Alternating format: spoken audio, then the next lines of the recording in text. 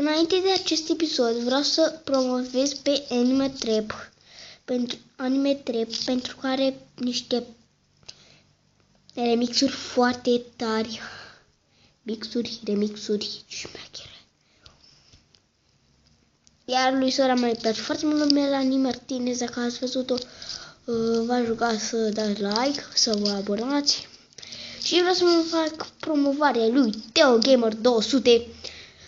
Căutați acolo, are o poză cu Steve care se uită la voi. Tocmai a lăsat un comentariu fanii mei. Uitați-vă la acel videoclip pe care l-am făcut de Pixel Gun, nu mai știu sigur, deci nu mai știu, de Minecraft.